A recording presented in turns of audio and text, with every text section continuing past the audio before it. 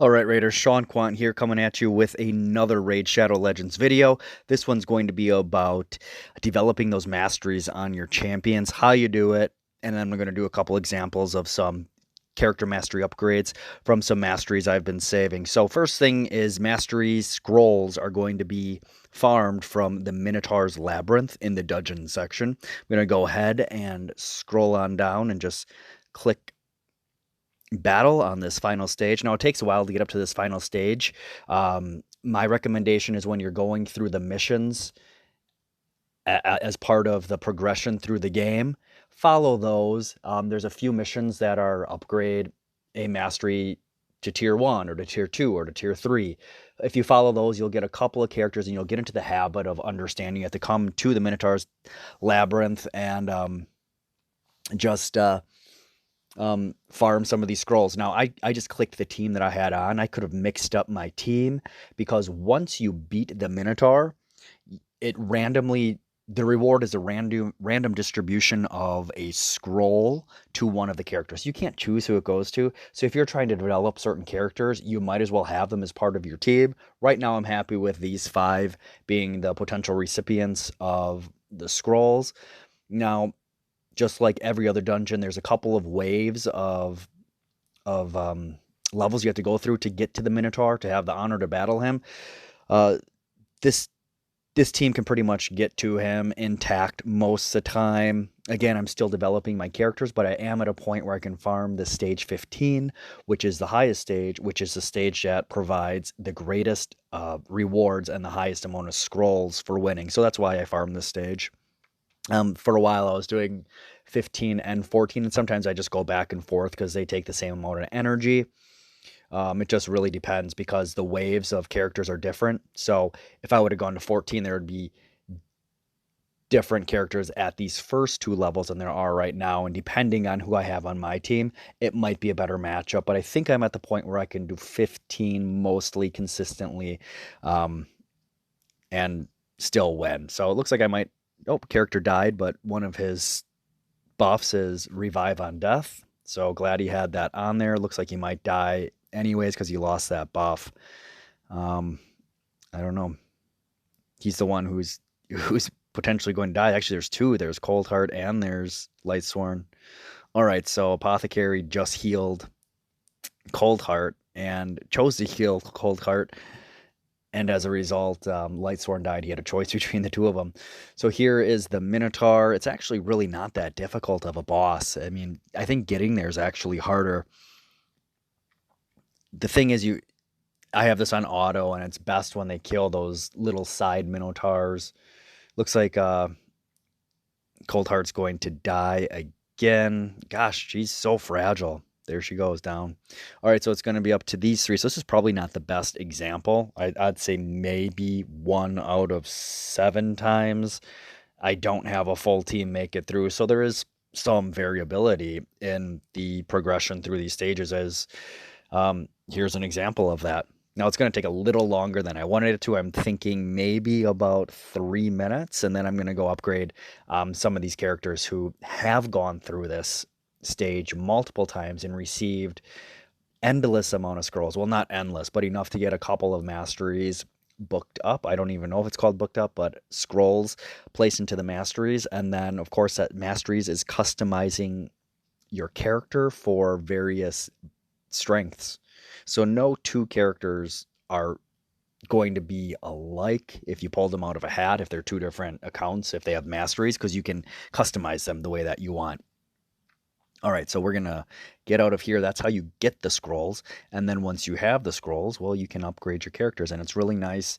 It shows the game has little red indicators and dots on the characters that have some action that can be taken on them. So let's start with Apothecary. Go to his masteries. All right, so I'm still working on tier 3, and it's on the offensive section. Increases damage inflicted to, this is single out, increases damage inflicted to targets with less than 40% hit points by 8%, okay. Heals by 5% of damage inflicted when attacking with 50% or less, okay. And increases speed for each enemy killed by this champion, stacks across. So actually none of those are 100% ideal. He's not really an attacker. He's more a supporter, but I have to choose one of them. And I'm more inclined to choose this one or this one. Heals by 5% of damage inflicted when attacking with 50% or less. He doesn't really put out a lot of damage, so 5% of the damage he puts out really won't be that advantageous. I'm saying he's going to put out 20, 30,000 at most. I mean, that would be a huge 30,000 for him, and that would be 1,500 heals. So I think I'm just going to go with increases his damage to part targets as they get lower hit points so that he can help push them to completing the stage. All right, so I'm going to go to the next one. That will be Stag Knight. Let's see. Ooh, we're on tier 4 for him.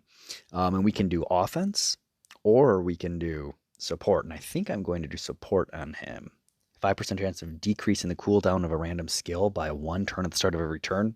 Now, I think on another video I said this is such a low chance. It's not a great idea, but Stag Knight has 1 skill that you want him to use as much as possible. And it's a AoE skill that attacks all characters and it has a high chance, depending on your accuracy, of decreasing the amount of attack the enemies give and their defense. So that's an incredibly strong skill to have an extra chance of doing once every additional turn. Increases base stats. No, I don't want that. And then maybe I can get him an offensive right now. Increases damage inflicted. This is bring it down. Increases damage inflicted by 6% when attacking targets with higher max P. Okay. Wrath of the Slain increases damage inflicted by 5% for each dead ally, stacks up to 10. So that's if you're doing dungeons. And then has a 30%, Cycle of Violence has a 30% chance of decreasing the cooldown of a random skill by 1 turn if damage inflicted by a skill exceeds 30% of the target's max HP. So he's never going to put out that much damage. So that's not good for him. So I think the easy choice, at least for me right now, is give him a chance to get his main skill up and running again. All right. And Dracomorph. Ooh, looks like we're going to get tier 4 masteries with him right now. So tier 4, as you can see, there's the first row, the second row, the third row, the fourth row. I have enough scrolls to finish the third row, and then move on to that fourth row. All right, so I'm going to punch him with offense here. He doesn't need support. He needs offense right now. Let's see. Increases speed for each enemy killed by his champion. He kills a lot of champions. He's a monster. Or increases damage inflicted targets with less than 40% hit points by 8%. Actually, I find this one difficult. Do I want him to be faster or do I want him to be more powerful? I think I want him to be more powerful. So I'm going to do that. Speed's fine. I mean, speed's actually really important. But I think I would rather have him push out more damage than having a variable speed in a team that I'm making up. All right, and then Cold Heart. It only looks like we can do 1 on her. And it's definitely offense. She is an offensive juggernaut. Increases damage inflicted to targets with less than 40% HP by 8%. Heals by 5% of damage inflicted when attacking with 50% or less. Well, I think this is the obvious choice. We just saw the Minotaur's run I did. She died. She had low hit points in many of the battles. If she could get 5% heals on her very powerful hits, hey, maybe that would make her sustain longer. So she's going to self-heal herself. I think that's a really good choice for that character. And then Lightsworn. Let's go ahead and get Lightsworn. Ooh, it looks like we can complete his tier 2 masteries. Pretty standard to go to critical damage on that tier 2. And then I'm going to jump to support. Increases accuracy of 20 when the champion has no skills on cooldown. He does land a debuff, I think. Let's see, brutality. Attacks 1 enemy, places a decrease attack, debuff, and a 30% decrease speed. So he does require accuracy. In this one, he just decreases the target's turn meter by 10%. Indomitable doesn't need any accuracy. So he only needs accuracy on his second hit, it looks like. So maybe it wasn't the best choice to choose support for him, but I'm going to roll with it moving forward. I'm thinking defense would have been a great way to build him up since he's there primarily to provide his revive on life, at least in my opinion. So I'm going to build him out. I don't want to reset so the I do not want to reset any of the masteries right now. The first reset is free. Any subsequent one costs 150 gems. So that's why I would rather just work my way down and at the end see how I like my character, and when I'm finished with the masteries, play them out for a while and then use a free reset to fine tune them rather than reset it now and then pay the next time in gems. Support increases the value of shield buffs as champion gets by 5%. He doesn't do shield buffs. Heals the champion by 10% of their max hit points the first time an enemy is killed in each round. It's actually not that bad. But let me go over here. Increase damage inflicted by 5% when attacking with full hit points. Increases damage inflicted to targets under shield buffs. And increases damage inflicted by 5% when attacking with 50% or less. Oh, so this one to me is not very obvious.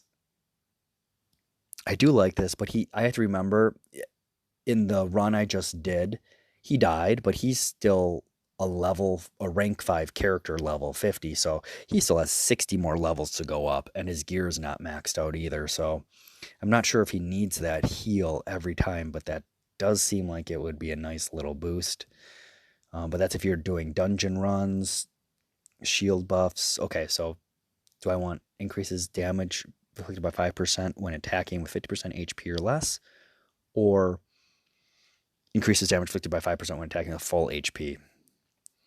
All right, and then if you can't make up your mind, you kind of look at the next couple, because as you can see, I unlocked this Keen Strike, and the one immediately below it is unlocked, and the adjacent ones are unlocked. However, the very far one is not. So if you want to work both sides of a tree, you have to kind of build that tree out two different ways. So if I wanted this Ruthless Ambush unlocked, increases damage inflicted by 8% for the first hit on each enemy, which actually isn't that bad. I would have to either unlock this Grim Resolve or this Shield buff by 25%. Do I want that? Increases damage inflicted by 8% for first hit on each enemy. Okay. No, I'm actually going to go increases damage inflicted by 5% when attacking with full HP. I think as my teams get stronger, they're going to have more healers, and my teams will likely have a lot of hits with full HP. So I'm just hedging on the future with this one. All right, so that's a thought process on upgrading the masteries of these 5 characters. Maybe it was 6 that I just did right now, but that's the process. You go to the Minotaur's Labyrinth, you do multiple runs. He provides scrolls randomly to characters. They build up. You come to their character pages, their champion pages, go to their masteries, and you start developing these customizable skill sets for these characters. And they get stronger and stronger, and your account gets stronger and stronger. So that is it for this video. Thanks for sticking around and watching it. Hope you learned something. Click the like button while you're here. Subscribe if you haven't done so, and I'll see you next time.